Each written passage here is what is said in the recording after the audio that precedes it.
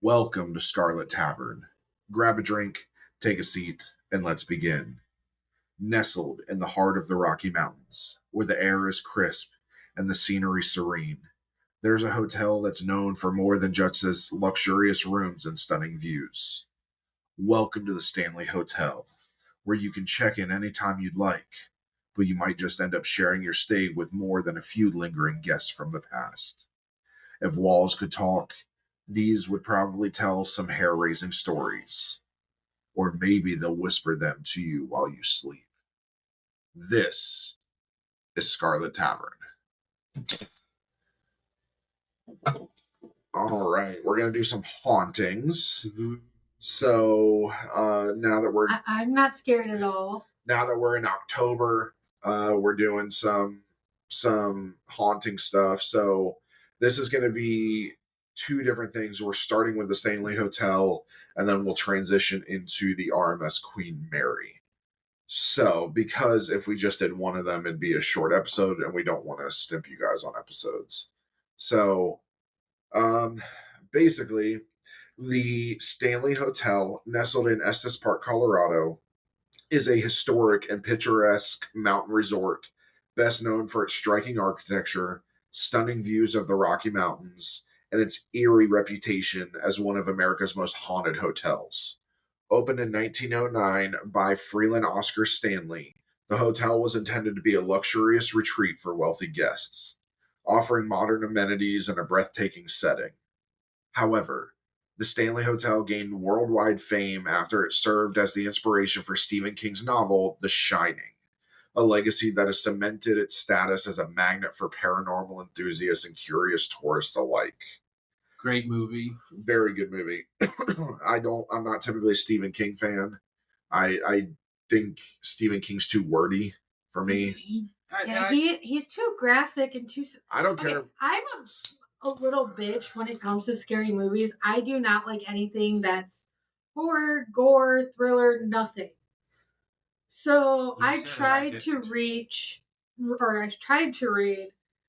Stephen King's book, The Dome. Remarkably, one of his less scary books. You know what, and I nearly threw up because of how graphic he was. You know what Pam should read? Pet Sematary. No, God, no. Fuck you, no. I actually think that's his worst book. You know, I don't like Pet Sematary. His early stuff was very hit and miss. Like Carrie was a great book. That's what got him famous and everything. I tried reading it, but like you said, it's very wordy. It's very like, oh my god, it's too much. But his time traveling book he did about going back and trying to prevent Kennedy from getting assassinated was actually really good. But the hotel's haunted reputation is fueled by numerous reports of ghostly encounters and unexplained phenomena experienced by guests and staff over the years. The most famous of these is the apparition of Freeland Stanley himself, who is said to appear frequently in the hotel's lobby and bar, keeping a watchful eye over his establishment even in the afterlife. His wife, Flora Stanley, has also been reported, often heard playing the piano in the music room despite no one being present. The fourth floor, particularly room 401, is notorious for paranormal activity where guests have reported hearing children running and laughing in the halls, doors opening and closing on their own, and objects moving inexplicably. Room 217, the room where Stephen King stayed and had his infamous ghostly encounter, is also considered one of the most haunted, with the reports of a spectral maid apparitions and items being mysteriously rearranged. The Stanley Hotel's haunted allure has been explored in numerous paranormal investigations, television shows, and documentaries, cementing its reputation as one of the most haunted hotels in the United States. Whether drawn by the hotel's historical charm, its connection to The Shining, or its active paranormal scene, visitors flock to the Stanley in search of a brush with the supernatural.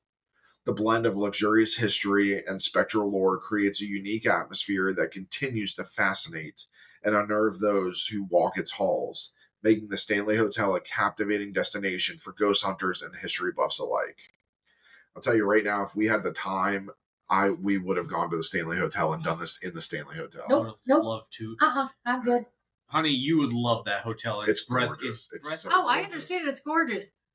But no, I'm not going anywhere that's haunted or supposedly haunted. You've already been somewhere that's haunted. Yeah, and look at what happened. We're going back. Yes. You two are going back. We're going I'm going to back. stay safe at home. Honestly, That's the Ohio State Reformatory. great place to visit, by the way. Yes. Let's just say you can do normal day tours, which is what we did, so it really wasn't haunted. And then you can actually do ghost tours up there. So. I'm not saying I saw shit. I just was feeling shit that I didn't like feeling. Listen, I got scared. That was mostly because of that damn. Listen, we went in there and there was a room with a single chair in the middle of it. Yeah, that was. And cute. I went and sat in the fucking chair. That was dumb. I went and sat in the chair. I told you it was dumb before you did it. I told you it was dumb while you did it. And I told you it was dumb after you did it. Ben, who's terrified of heights, just didn't like the catwalks. And you okay, that was fucking scary. That was a little nerve-wracking. Sketchy as hell. Especially when everybody was moving at the same time, you just felt it moving and rocking and shit. Supposed to happen.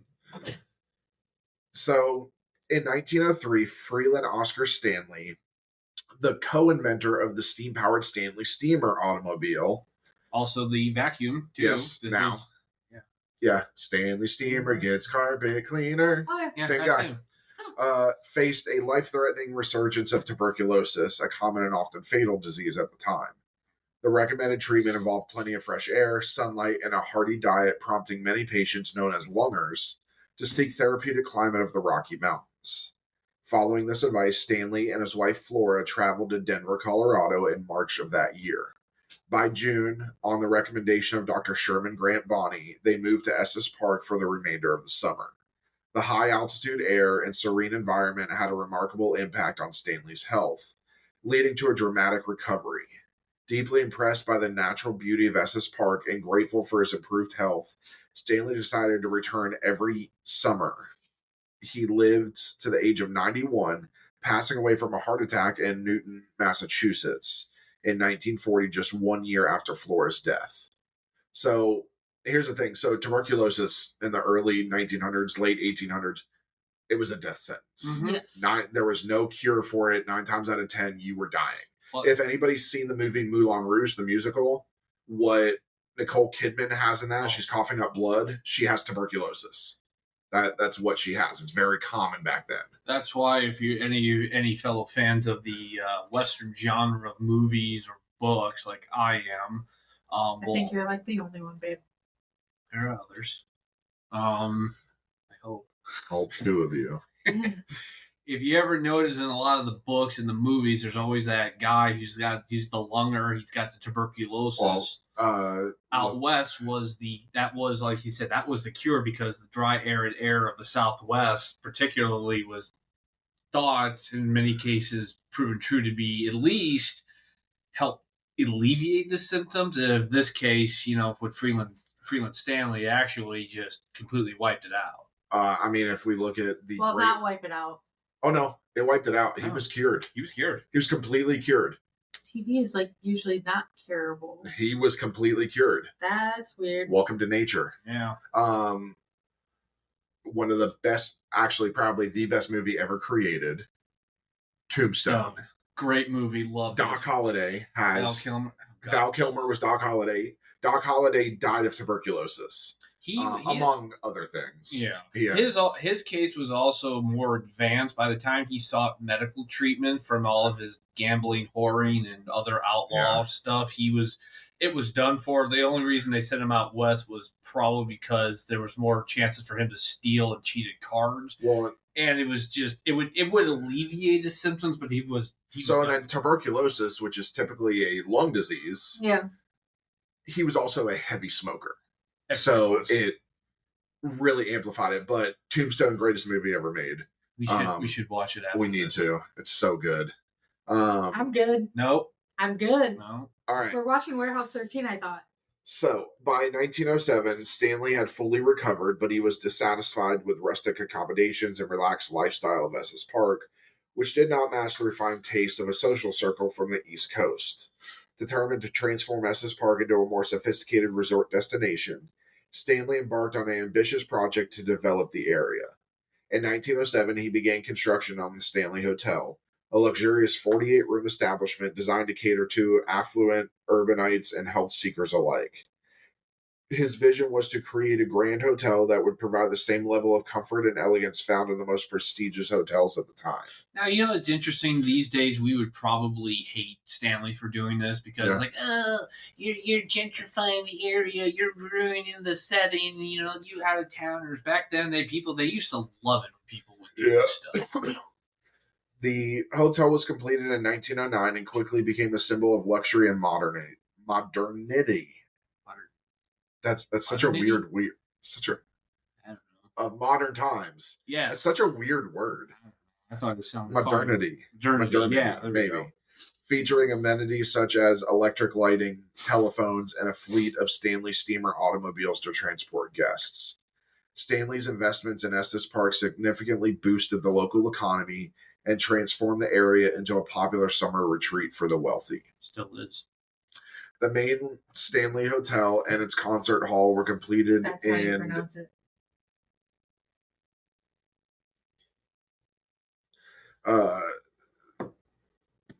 Stanley Hotel and its concert hall were completed in 1909, with the manor following in 1910. To accommodate guests traveling from the nearest train depot in Lyons, Colorado, Stanley's car company developed a fleet of custom steam-powered vehicles known as mountain wagons, capable of seating multiple passengers. These vehicles were specially designed to navigate the rugged terrain between Lyons and Estes Park, which, if you've ever been there, it is rugged. I was stationed in Wyoming, so I was in Colorado a lot. And I've been to Estes Park a few times. Never got to go to Stanley. I was supposed to attend a wedding at the Stanley, and I ended up moving before the wedding happened. But although the hotel operated more as a personal passion for Stanley rather than a profitable venture, he often remarked that he spent more money than he earned each summer. I mean, this is literally at this point, and I'm sure even a little bit today, it's still a remote part of Colorado. So yeah, probably trying to get electricity and all that modern amenities were probably really hard on that place. In 1926, Stanley sold the hotel to a private company that was formed solely to manage the property, but the business failed, leading Stanley to repurchase the hotel from foreclosure in 1929. He sold it again in 1930 to Roe Emery, a fellow entrepreneur in the automobile and hospitality industries from Denver. Stanley Hotel operated as a seasonal resort until 1983, closing during the winter months each year. Stanley's involvement in Estes Park and the hotel's presence significantly contributed to the town's growth and the establishment of Rocky Mountain National Park in 1915. The hotel was formerly a member of Historic Hotels of America, a program under the National Trust for Historic Preservation, although it is no longer part of the program as of 2022. I could never find out why they did that. I mean, it is very unique. It's a very unique place. I can't imagine why they would not want to preserve it. I mean, being a part of that Historic Hotels of America almost guarantees you that the place would not be torn down or can't be torn down.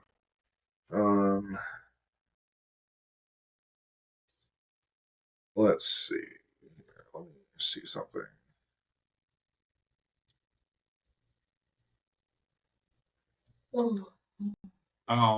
So shortly after opening, Stanley Hotel was advertised as one of the few establishments in the world powered entirely by electricity.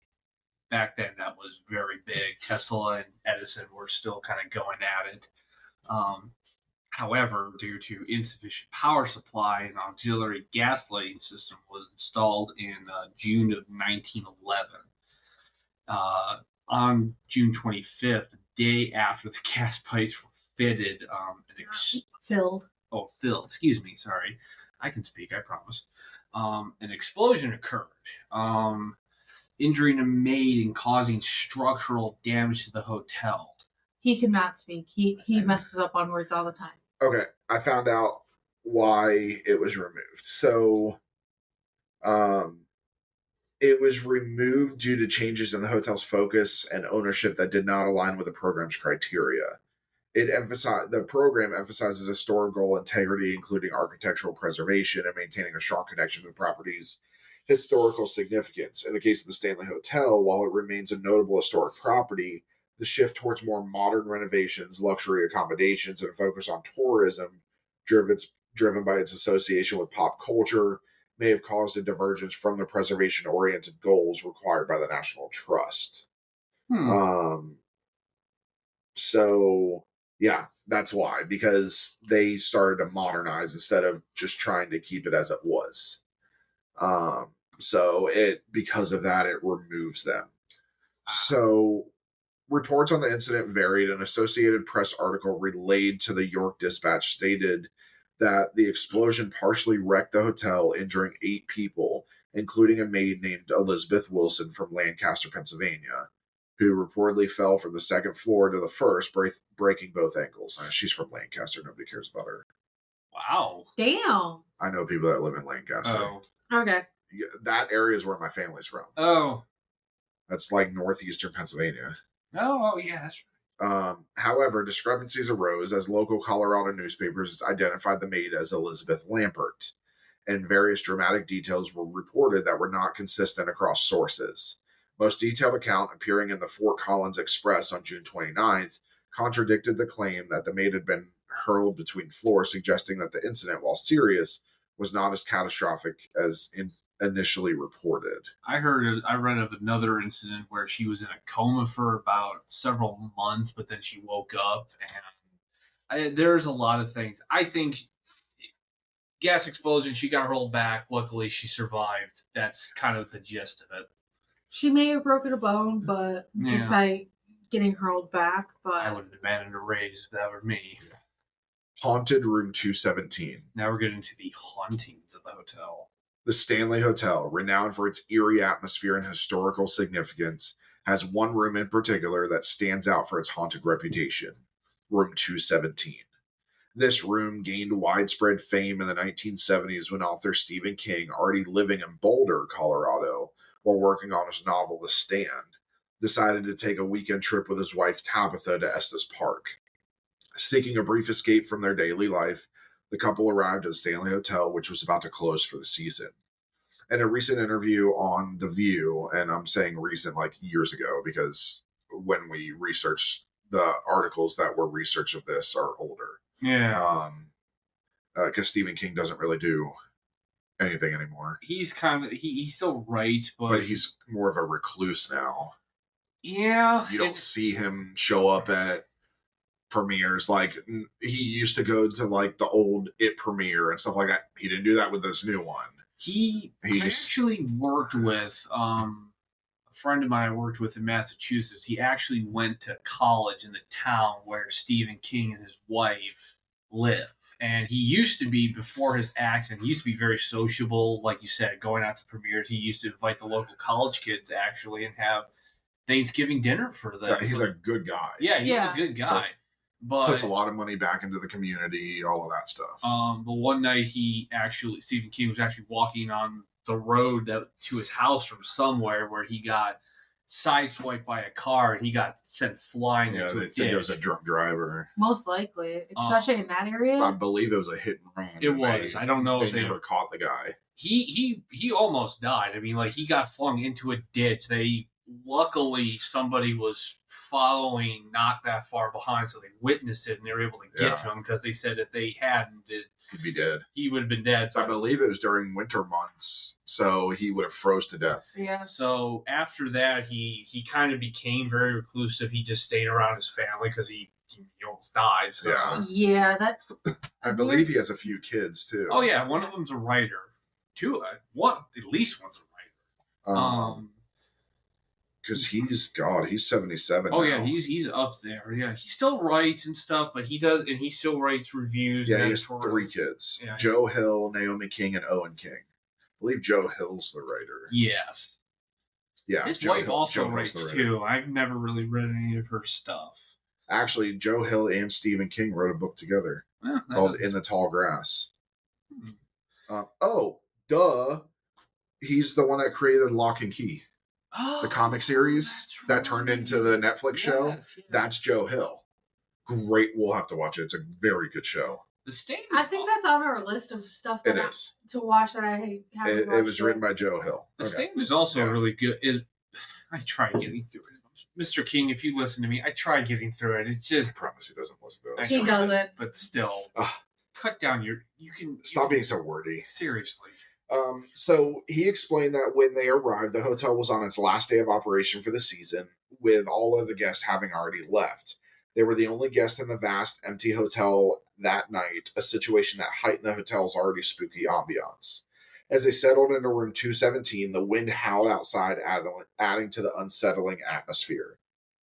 That night, King had a vivid and terrifying nightmare in which a fire hose coiled like a snake came to life and chased his young son down the hotel's dark, endless corridors. Waking in a panic, King got up, lit a cigarette, and stared out the window, trying to calm his nerves. By the time he finished his cigarette and returned to bed, the basic outline of what would become The Shining had already formed in his mind. I could already tell what scene he's thinking about, too, from that movie. While King's terrifying night in room 217 is the most famous paranormal event associated with the Stanley Hotel, stories of strange occurrences in the hotel, particularly in room 217, date back much earlier. Over the years, guests and staff have reported a variety of unexplained phenomena in the room, including items moving on their own, lights flickering, and even ghostly apparitions. These reports have solidified room 217's status as one of the most haunted rooms in the Stanley Hotel, attracting curious visitors and ghost hunters eager to experience its eerie legacy firsthand. I think the ghost hunters, you remember the ghost hunters, those guys from Taps, went to the Stanley Hotel. Actually, I like them. They're not bad. It's Zach Baggins, guys. I don't. Fuck Zach Baggins. He has a new show coming out. God, fuck Zach Baggins. What show now? I don't know. It's another show he's going to fake. No, with Taps, it's like Jason Hawes and stuff. Those guys are actually, I feel they're a lot more legitimate. They at least go into a situation like, okay, we're not entirely sure this is haunted. We're going to try and just prove it's haunting. Zach Baggins, if you listen to this, you're a piece of shit. And you need to quit. Stop associating yourself with fake exorcists. Stop faking everything. Ghost Adventures. I hope your wife fakes it as much as you do. Wow. Good God. I was going to say, like, season 1 and 2 of Ghost Adventures was your best seasons. You didn't fake shit. Yeah, until he realized how much money he would get. Yeah. So, the Stanley Hotel in Estes Park, Colorado is renowned not just for its scenic location and historical significance, but again, also for its deeply haunted reputation. Although Freeland Oscar Stanley passed away in 1940 at the age of 91, many believe his spirit still lingers within the hotel, particularly in the bar and billiard room where he often spent his time. The spectral presence of his wife Flora is also frequently reported, with guests and staff claiming to hear her playing the piano, as if the music of the past continues to echo through the halls. The hotel is said to be haunted by other spirits as well. Some tour guides believe that a ghost of a child with autism roams the property, occasionally playing with guest hair. The fourth floor, in particular, is a hotbed of paranormal activity. Guests have often reported hearing the laughter of children echoing in the hallways, only to find no one around. In a 2021 interview, Rachel Thomas, a tour supervisor at the hotel, recounted a mysterious illness that befell her while on the fourth floor, adding to the floor's creepy reputation. These spine-chilling experiences have helped the Stanley gain international fame as a hotspot for hauntings, leading to features on popular ghost-themed television shows like Ghost Adventures and Ghost Hunters. I forgot they did do a thing in I think Stanley everybody It goes. was very early. Everybody goes to the Everybody Stanley. has. Ghost the Tennessee Wraith Chasers who do Ghost Asylum and Haunted Towns never went. Yeah. The hotel's eerie allure extends beyond its guest rooms. The property includes an on-site pet cemetery where several of the owner's animals have been laid to rest over the years. And rumor is that that's where Pet Cemetery also is where he got the idea for Pet Cemetery. I'm just, when I looked at that, when I was researching it and writing it, I was like, oh yeah, now I see where that came from. Among the ghostly pets, Cassie, a golden retriever, is said to still deliver newspapers and scratch at doors despite being buried on the grounds. Beneath the hotel lies a network of caves originally used to allow staff to move between areas without being seen by guests, a practice that was once considered essential for maintaining professional standards. Today, these subterranean tunnels are also rumored to be haunted, with visitors occasionally catching the inexplicable scent of baked goods attributed to the ghost of a long-deceased pastry chef. That can haunt me. I'm fine with that. Actually, you know what? I'd be pissed off about that because especially if there weren't any pastries, I just smelled them. I'd be like, God damn it! I want some pastries, and I can't get any right now. How many times have you asked me to make you something? I actually try to do it not as often because I know it's a pain for you to do it. So I mean, a homemade do Oreos, So specific rooms in the hotel have their own eerie reputations. Room 401 is often cited as one of the creepiest, reportedly haunted by a hostile male spirit. Some female guests have claimed that they were inappropriately touched by an unseen presence in the room's closet. In room 407, guests have experienced the unsettling sensation of being tucked into bed by an invisible force, and some have felt the weight of someone sitting at the foot of the bed only to discover an indentation on the covers when they turn on the lights. Room 428 is said to be haunted by the apparition of a cowboy who has been standing in the corner or looming over the bed as guests sleep. Despite there being no rooms above 428, guests have frequently reported hearing strange noises like furniture being moved or footsteps from the ceiling. Even without its paranormal fame, the Stanley Hotel is a stunning and fascinating place to visit. However, for those intrigued by the possibility of experiencing a haunting firsthand, it offers a unique opportunity that draws curious visitors from around the world, all hoping to witness something truly profound and unexplainable. The cowboy at the foot of the bed. I like fucking John Wayne. Well, howdy there, partner. God, that would be creepy. I'm the Duke. So the grand staircase between the floors in the Stanley Hotel's lobby, often referred to as the Vortex, is renowned for its eerie and supernatural qualities. This stunning staircase is believed to be a powerful tornado of spiritual energy acting as a paranormal portal for the numerous ghosts that are said to visit the hotel. Guests frequently report experiencing cold spots and sudden dizziness while on the stairs, as if a spirit has passed directly through them. These unsettling feelings are sometimes accompanied by sightings of orbs and visual distortions caught on camera. Mr. and Mrs. Stanley themselves have been seen on occasion appearing hand in hand watching over the hotel's lively lobby from the grand staircase. Now, the concert hall at the Stanley Hotel, built by F.O. Stanley as a gift for his wife Flora, is another hotspot of paranormal activity.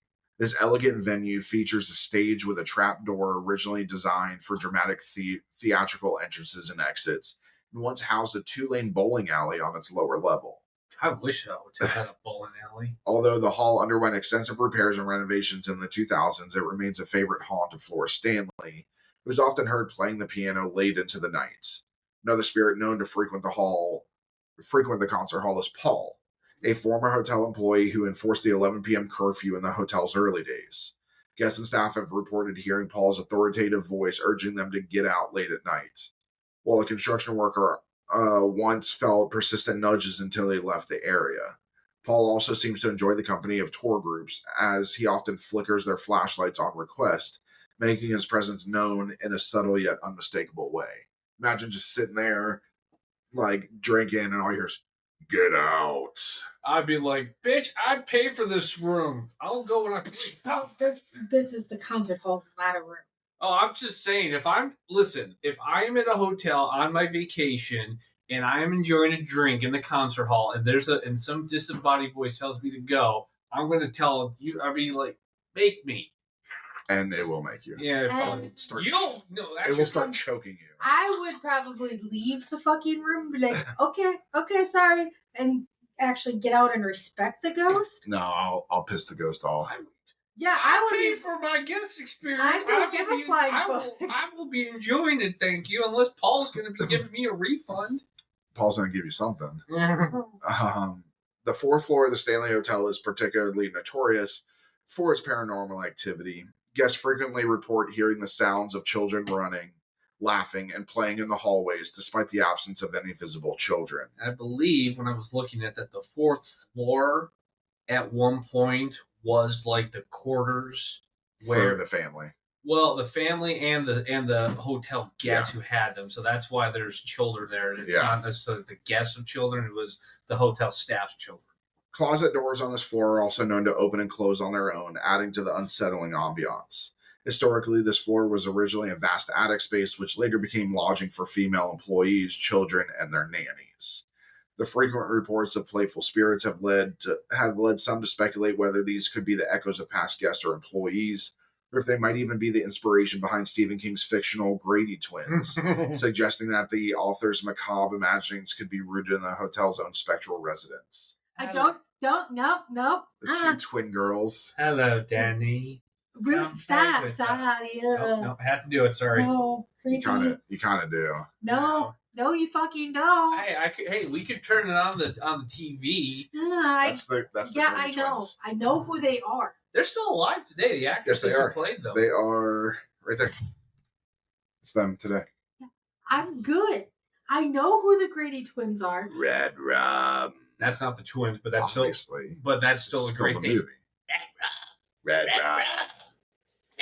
I don't like horror movies. Stop. All right. Riding the little tricycle. Come up here and take your medicine.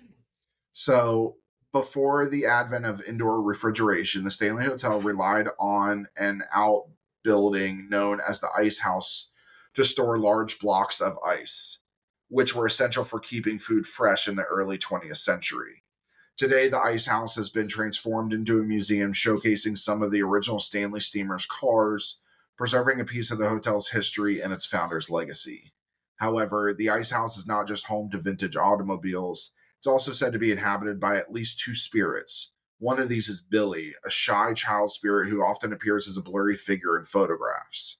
His presence adds another layer to the intrigue to the small but historically rich building, making it a point of interest for visitors fascinated by the hotel's paranormal past. Long before Stephen King's novel Pet Sematary brought the concept of haunted pet burial grounds into popular culture, Stanley Hotel already had its own real-life pet cemetery. Situated just outside the main building, the cemetery is the final resting place for several of the pets that once roamed the grounds, including two beloved animals whose spirits are said to linger. Cassie, a friendly golden retriever, has been known to make her presence felt around the hotel, with guests reporting sightings of a dog that closely resembles her, as well as hearing the sound of scratching at doors. Comanche, a fluffy white cat, is another spectral visitor from the cemetery, often seen or sensed by the guests and staff alike. Both Cassie and Comanche add a touch of nostalgia and gentle eeriness to the hotel's already impressive collection of ghostly tales, further enhancing the Stanley's hotel reputation as a place where the past and paranormal intertwine. Funny enough, in Pet Sematary, one of the featured animals that's brought back is a cat. Not named Comanche, but it is a cat. So Yeah. Tell me again, guarantee you he got inspiration for that too here. The area, in wrapping up the Stanley Hotel, the area in front of the Stanley Hotel, originally a long driveway for the iconic Stanley steamer automobiles and a promenade for guests to take in the stunning mountain views, underwent a significant transformation in 2015 with the introduction of a hedge maze. This addition was inspired by the hedge maze featured in Stanley Kubrick's film adaptation of Stephen King's The Shining, the suspenseful and iconic element of the movie that was not present in King's original novel. In King's version, the lawn of the fictional Overlook Hotel was adorned with topiary animals that added a menacing presence. To bring this connection to life, the Stanley Hotel held a global competition, receiving 300 design entries from around the world, ultimately selecting a design that would link the hotel even more closely to its horror film legacy. Although no specific ghosts or spirits have been reported within the maze, visitors often experience feelings of anxiety and disorientation, and some have reported difficulty breathing while navigating through the twisting paths. These sensations, whether due to the psychological influence of The Shining or the inherent challenge of the maze, contribute to the maze's eerie reputation and further enhance the Stanley Hotel's appeal as a destination where the line between fiction and reality is intriguingly blurred. I've never been in a hedge maze before. You'd probably get lost. I would probably get lost. 100% get lost. As opposed to you two, you wouldn't get lost? I've been in one before. I wouldn't get myself in one. Okay, so from the chilly mountain air of Colorado Let's trade in our snow boots for sea legs as we board one of the most famous ocean liners in history. But don't be fooled by the elegance of the RMS Queen Mary. This lady of the sea has some spine-tingling tales of her own. Hope you don't mind sharing your cabin with a few ghostly passengers who might still be setting sail for the beyond. Let's talk about the RMS Queen Mary. So, the RMS Queen Mary is a legendary British ocean liner that has captivated the world with a rich history and enduring legacy. Launched in 1934 and renowned for her opulent interiors and impressive speed, she served as one of the premier transatlantic vessels of her time. During her illustrious career, she carried celebrities, dignitaries, and thousands of passengers across the Atlantic. However, her story extends far beyond luxury and glamour. The Queen Mary also has a darker side, marked by tragic accidents, wartime service, and a reputation for being one of the most haunted ships in the world. Today, she stands as a floating hotel and museum in Long Beach, California, drawing visitors from around the globe eager to explore her historic decks and perhaps encounter one of the many spirits said to roam her corridors. I love that it's a British ocean liner and we stole it and turned it into a museum. Yeah. To remain competitive in the shipbuilding race against Weimar Germany, which had recently launched the Bremen in Europa, the United Kingdom and its maritime companies embarked on an ambitious project of their own. The White Star Line, a principal competitor of Cunard, initiated the construction of the 80,000-ton Oceanic in 1928. Concurrently, Cunard laid out plans for an unnamed 75,000-ton liner. Just to let you all know, White Star was the same people who built the Titanic. Yes. No wonder it had so many issues. Yeah, seriously. Work began on the vessel, initially referred to as Hull Number 534, in December 1930 at the John Brown and Company shipyard on the River Clyde in Clydebank, Scotland. However, the Great Depression brought construction to a standstill by December 1931. Seeking financial assistance, Cunard applied for a loan from the British government, which agreed to provide the funds necessary to complete the project. The loan's conditions include the completion of the unfinished ship and the construction of a sister ship to establish a 2-ship weekly service to New York. A stipulation of the loan required Cunard to merge with its rival, the White Star Line, which had been similarly affected by the economic downturn and had halted the construction of its own Oceanic. Plus, 2 of its liners sinking. Yeah, sure that didn't really. We don't talk about that. Yeah. No. Is it like Bruno? We just don't talk about the Titanic? We don't talk about Titanic. Oh. The merger was finalized on 10 May 1934, forming the Cunard White Star Line to oversee the newly consolidated fleet. With its financial backing secured, work on Hull 534 resumed promptly and the ship was launched on September 26, 1934. The construction spanned 3.5 years and cost £3.5 million, equivalent to approximately $310 million in 2023. The ship's design was primarily the work of Cunard's chief naval architect, George McLeod Patterson. The vessel, christened Queen Mary, was outfitted with 24 Yarra boilers distributed across 4 boiler rooms and powered by 4 Parsons turbines housed in 2 engine rooms. These boilers generated steam at a pressure of 400 pounds per square inch and a temperature of 700 degrees Fahrenheit, producing up to 212,000 shaft horsepower and driving 4 propellers at 200 revolutions a minute. Holy fuck. This is a very powerful engine. It's not fast because it's so big. If its weight was lighter, it would be a very fast ship. But this is massive. 212,000 shaft horsepower is a lot. But it's also an 80,000-pound ship. So actually, for what I heard, is we're going to see there's actually was once she was able to strip her down a little bit, especially during her service in the war. This thing had those powerful engines helped get her. Had a lot of giddy up power. The ship's name was kept secret until her launch. Cunard originally intended to name her Victoria, following its tradition of using names ending in IA. However, upon seeking King George V's approval for the name, company representatives mentioned their desire to name the ship after Britain's greatest queen. The king, misunderstanding the intention, suggested that his wife, Queen Mary, would be honored.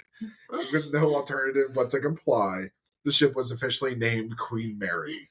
To avoid confusion with existing Clyde turbine steamer TS Queen Mary, an arrangement was made to rename the older vessel Queen Mary II.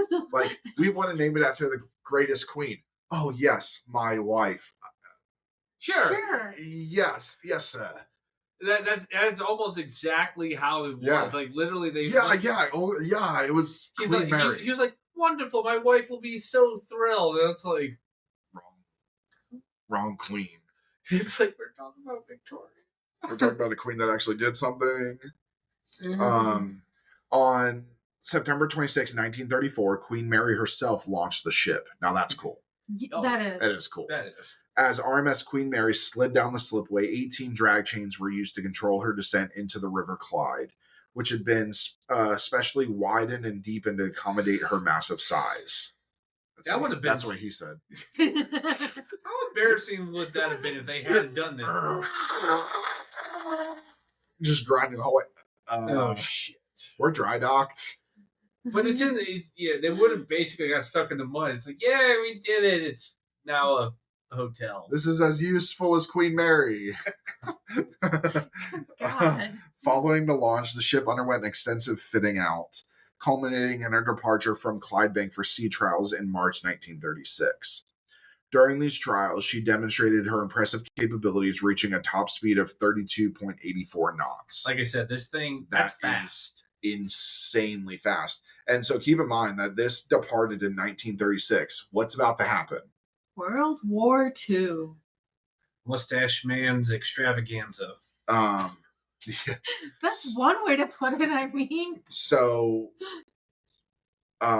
this thing for a ship that's fast. I mean, this thing was doing a top speed of 32.84 knots.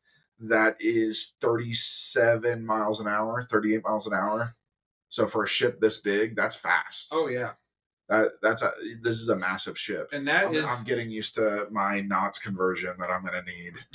And also, again, this is when it is a luxury liner, where it is meant to... It's not supposed to be fast. Yes, exactly. And also, we're going to see how fast you'll get in a few years, actually. So, in late August 1939, the RMS Queen Mary embarked on a final peacetime voyage from New York to Southampton, escorted by the battlecruiser HMS Hood. Ooh. Due to the increasingly tense international situation. Fun fact, everybody, the Hood was one shot, one killed by the German battleship Bismarck in World War II. Yeah. Out of the 1,100 guys who were on that ship, only 3 made it. Arriving safely in the UK, she set sail once more for New York on September 1st. However, by the time she reached the United States, war had been declared, and she, along with the French liner Normandy, Normandy, was ordered to remain in port. In March 1940, the Queen Mary was joined by her new running mates, the Queen Elizabeth, so the better queen, marking a historic moment as the 3 largest liners in the world were docked together in New York. And all 3 ships would be seized and used for the war effort. That it's like literally water tanks is basically why they wanted these, because they were so fucking massive. Especially when the U.S. got involved. These ships, again, once you strip all of them of their luxurious things and just basically turn them to troop transport, I think they said at one point they got like 10,000 guys in one trip. 15,000. 15,000. In a single voyage, which we're about to talk about. While Normandy was tragically destroyed by fire during her conversion into a troop ship, leave it to the French to destroy their own ship while in the wrong harbor. It's like, those damn Germans will never get us. It's like, you're in New York, asshole. Oh shit. The Queen Mary and Queen Elizabeth were soon requisitioned for military service. Queen Mary left New York for Sydney, Australia in March 1940 to undergo conversion into a troop ship earning the nickname Gray Ghost due to her wartime gray paint and remarkable speed. Stripped of her luxurious interior, she was refitted with triple-tiered bunks to accommodate thousands of soldiers. The vessel's agility and high speed combined with a degaussing coil to protect against magnetic mines made her a formidable asset. So what happened during World War II is the German U-boats would drop these magnetic mines so that when ships would go over, the mines would attach to the hull and then explode. Well, what they did is they put coils on the bottom of the ship that's basically another magnet. So it was repelling these the entire time. So they would start to come up and then it would go and repel it down, and they'd just be able to cruise right through the fucking mines. That's how HMS Ark Royal was sunk in Scapa Flow in World War II. The German U-boats snuck in. Scapa Flow is like one of two of the main, even today, there are two main naval bases, and it's in Scotland. And German U-boat was able to slip through because some dumbass didn't put the U-boat nets up across the harbor. That guy got fired. And the U-boat laid a bunch of mines, and so the battleship Ark Royal was just like, oh, we're safe, dude. Boom! Goes down. So the...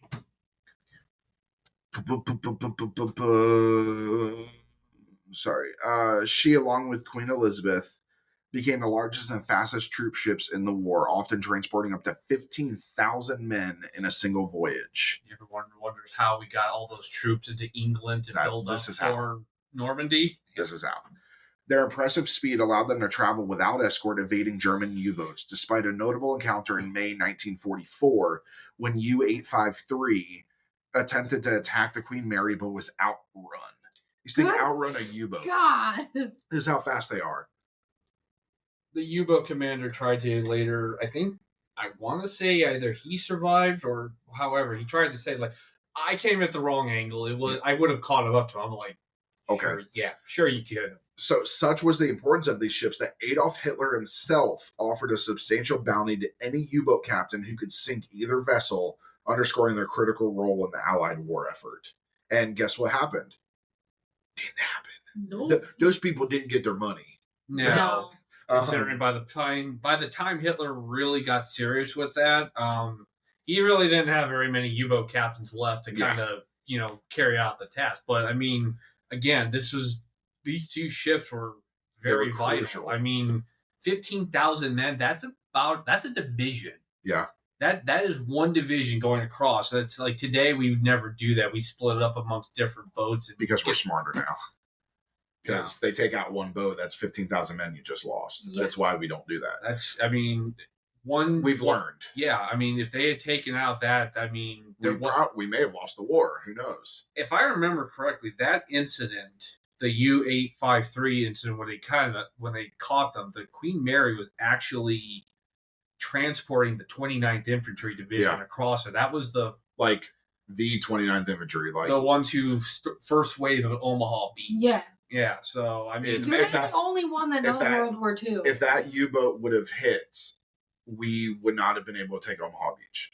Yeah. That's it. Or at least another division. We would have had to wait to get another division. Yeah. And the weather probably would have changed because the English Channel is so unpredictable. Yeah.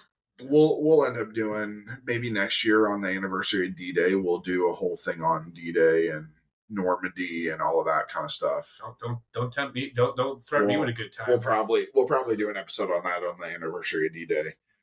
In December 1942, the RMS Queen Mary embarked on a remarkable voyage carrying 10,389 soldiers and 950 crew members, a total of 11,339 people across the Atlantic.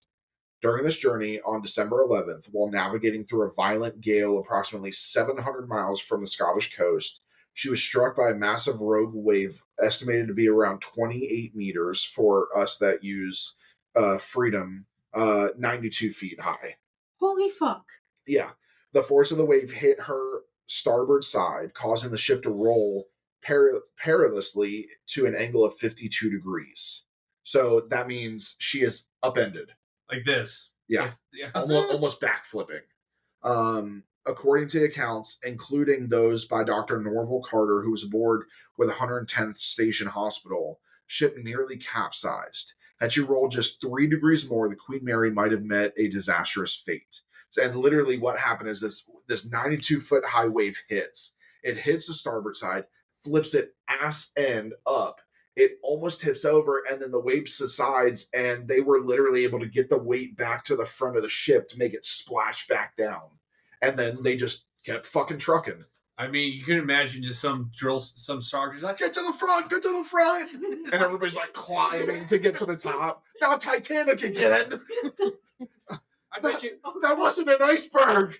I bet you there was some fun because the crews of these were British. Yeah. So you can imagine there was probably some middle-aged British guys like, fuck, not again. I'm not trying to be what's her name? Shit. Brown. Molly Brown. I'm not trying to be Molly Brown. I visited her house. Oh, really? The following year, from 25 to 30 July 1943, she set a record by transporting 15,740 soldiers and 943 crew members, a staggering total of 16,683 people, the highest number ever carried on a single vessel. This achievement was only possible during the summer months, as many passengers were forced to sleep on the open decks due to overcrowding. The Queen Mary also served as a vital asset for high-profile missions, carrying British Prime Minister Winston Churchill across the Atlantic on 3 occasions. Churchill, listed under the pseudonym Colonel Worden on passenger manifest, used the liner as a mobile headquarters.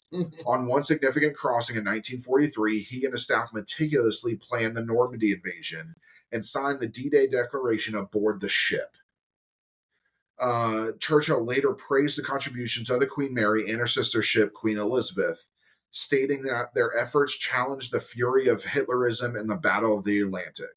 Or, the future of Hitlerism in the Battle of the Atlantic. No, it's like, challenge the fury of Hitlerism in the Battle of the Atlantic. That's exactly what I just did. I did it better. No, you didn't. No, sorry. Kayde did it. And played an essential role in ensuring the timely victory of the Allied forces.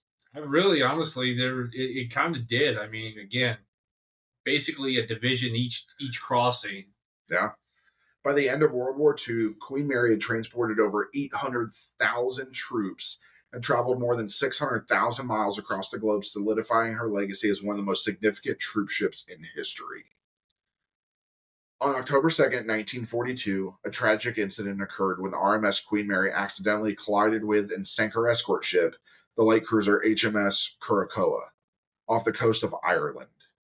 The Queen Mary, carrying thousands of American troops from the 29th Infantry Division to reinforce Allied forces in Europe, sliced through the Curacoa, resulting in the loss of 338 lives from a crew of 437.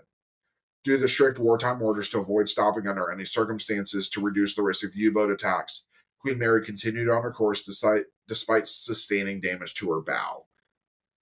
Reports regarding the aftermath of the collision vary. Some sources state that hours later, the convoy's lead escorts, including HMS Bramham, returned to rescue 99 survivors, including Curacoa's captain, John W. Boutwood. However, according to Harry Grattage, the staff captain of the Queen Mary, Captain Gordon Illingsworth immediately ordered the destroyers accompanying the liner search for survivors shortly after the collision. This incident remains one of the most tragic episodes of the Queen Mary's wartime service, highlighting the harsh realities and difficult decisions faced during the height of World War II. Now, I dug a little deeper into what caused this. Essentially, nobody was talking to one another. There was the Queen Mary was zigzagging, and obviously, when they did their board review, the Royal Navy blamed the Queen Mary blamed the Royal Navy. Everyone just kind of tossed it up to like, hey, nobody planned how they were going to do that. Usually when they do these plot navigations, they do it ahead of time.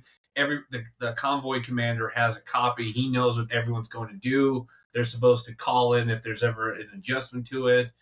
Apparently it just didn't happen. Either the Curacoa was wasn't where it's supposed to be, or the Queen Mary wasn't supposed to be. That's and they also they tended to try and maintain radio silence during these to not get intercepted. Exactly. So and they did zigzag because U-boats fired in a straight line. Yeah. So if they can zigzag, they're going to miss that U-boat. Exactly. So no one really knows, and it's just a tragedy. And like they said, unfortunately, you can't stop because it's too vulnerable. Yeah, exactly. So this rather take out the small ship than the big one. Yeah. Now this next incident, I forgot to put in here, but this actually happened in 1960s. This was not a World War II incident. Among the ship's many tragedies, one of the most well-known involves a young crew member named John Petter, who was tragically crushed by a watertight door during an emergency drill. Another crew member lost his life after accidentally consuming gin that had been tainted with cleaning fluid. That was just stupid. While these incidents stand out due to their tragic and unusual nature, most of the other reported deaths aboard the Queen Mary were attributed to natural causes. Despite these unfortunate events, they've contributed to the ship's reputation as one of the most haunted places in the world, with numerous accounts of paranormal activity linked to these untimely deaths. So with John Petter, the way it sounds, with the interviews that I did watch, it sounded like there was a drill that they were running, and he decided, hey, I'm young and stupid. I'm going to try to do this door by myself. It's a 2-person door. Mm-hmm. And unfortunately, he didn't get out of the way in time, and he did get crushed. It was, if I remember, it was across like one shoulder all the way down to essentially his hip. Yeah. So it didn't cut him in half. I believe they said it was just crushed him and killed him. Crushed him in half, essentially. Yeah. And they had to, unfortunately, they were out at sea when this happened, so they had to put him in cold storage. They had to clear out the fruit and vegetable fridge and put him in there. Yeah. Happens. Yep. I mean, it's actually standard on cruise ships, Navy ships. Yep. They clear out the ice cream and put him in. But the whole crew gets ice cream. Yeah. Because they don't want it to melt. What happened? Oh, where's Pete? That's so ice cream party. It's so sad. That's chocolate syrup. Yeah. So the RMS Queen Mary is renowned not only for her storied past, but also for the multitude of ghostly tales and eerie encounters reported aboard. Allegedly haunted by over 100 spirits, the most infamous of these hauntings centers around stateroom B340, where paranormal activity has been so intense that many crew members avoid the room entirely. Origins of the haunting are murky, with various stories attempting to explain the sinister presence. In 1948, a third-class passenger named Walter J. Adamson mysteriously died in this room. Some speculate that his restless spirit haunts the space, while others wonder if it was an entity already present that claimed his life. Another chilling account suggests that in the 1960s, a man was locked in his third-class cabin after brutally murdering 2 women. He spent the night frantically pounding on the door, screaming that something was in the room with him. By morning, he was found dead, his body horrifically mutilated as though he had been torn apart. When the Queen Mary was retired and converted into a hotel in 1967, several third-class cabins were merged to create what is now known as Stateroom B340. Almost immediately, guests began reporting unsettling experiences. One woman recounted waking up to find her bed covers violently pulled off, and a shadowy figure standing at the foot of her bed. Other guests have reported hearing disembodied voices, seeing flickering lights, and finding faucets inexplicably turning on by themselves. The situation grew so dire that the room was closed to the public throughout the 1970s due to the overwhelming number of complaints and unsettling occurrences. It remained sealed off for over 30 years, only reopening in 2018 as a haunted attraction. Even today, the room comes with a stern warning to those brave enough to spend the night. The current captain of the ship has reportedly refused to enter the room, adding to its dark mystique. Other haunted areas aboard the Queen Mary include the former first-class swimming pool where spectral swimmers have been seen, Boiler Room number 4, a hotspot for ghost sightings, and the doorway where John Petter tragically lost his life during an emergency drill. His spirit, often described as wearing blue coveralls, is said to appear to visitors, sometimes running behind them or asking if they've seen his wrench, only to vanish moments later. So surprisingly, in the interview that I did watch, nothing actually happened in the first-class swimming pool. There was no drownings, nothing. Nobody can explain why that area is haunted. No. Ghosts want to swim, man. Let them swim. Yeah. The ship's reputation as the most haunted ship in the world draws numerous paranormal enthusiasts eager to explore the dark side of the historic liner. But even beyond the ghost stories, there's an undeniable eeriness that permeates the Queen Mary. Despite her grandeur and glamour, the vessel is a haunting reminder of a bygone era, forever marked by the tragedies and untold stories of those who sailed aboard her. By the 1960s, the age of luxurious ocean liners had faded as air travel became the preferred mode of transatlantic transportation. The once thriving industry dwindled, and the Queen Mary, despite her opulence, could not compete with the modern cruise ships that had begun to dominate the market. Ultimately, Cunard made the difficult decision to sell the ship to the city of Long Beach, where she was transformed into a floating hotel and museum. Today, with much of her original 1930s charm intact, the Queen Mary still impresses visitors with elegant interiors, crafted from an astonishing array of mixed woods, earning her the nickname the Ship of Woods. Stepping aboard, one can almost feel the echoes of her past grandeur and the excitement that once filled her decks. However, beneath the polished veneer lies a vessel haunted not only by its physical ghost, but also by the weight of its tumultuous history.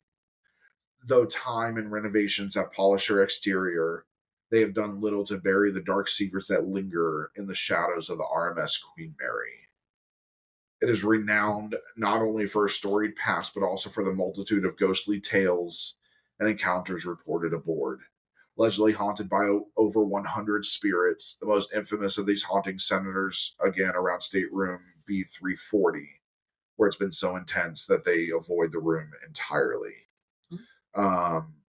So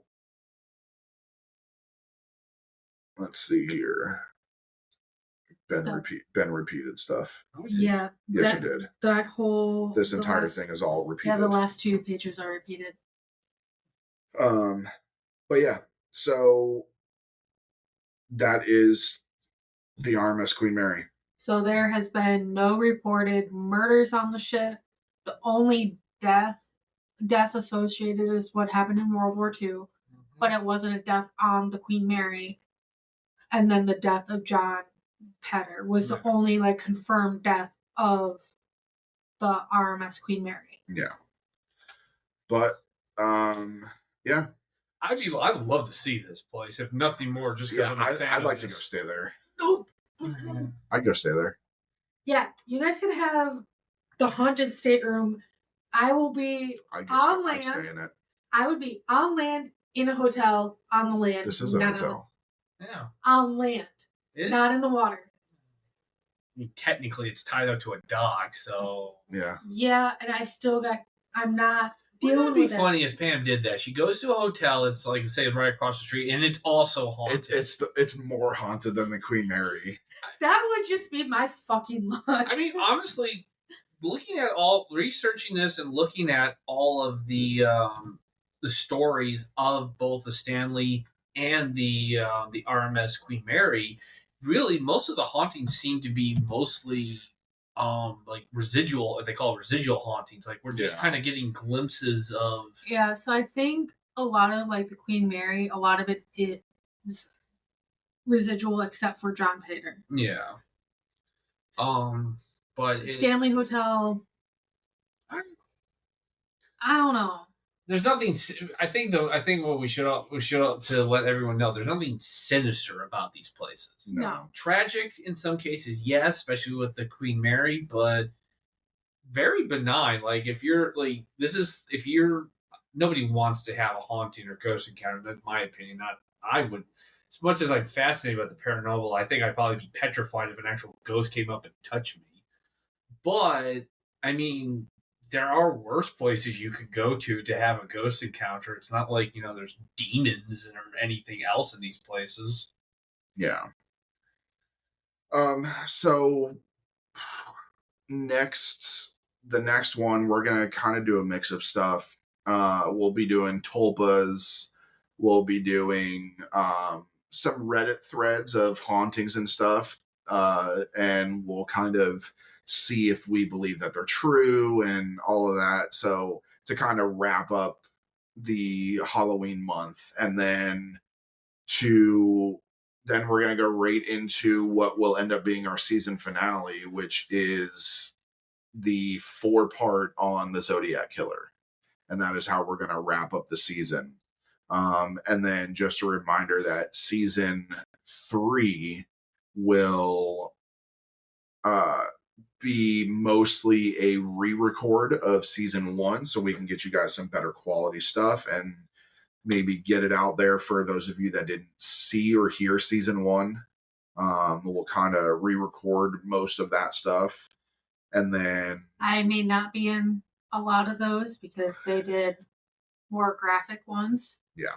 So, but yeah, so that was RMS Queen Mary and Stanley Hotel. We want to thank you for visiting the Scarlet Tavern. Remember to turn in your glasses, push in your seat, and as always, tip the bard. Good night, everybody. Good night. Good night.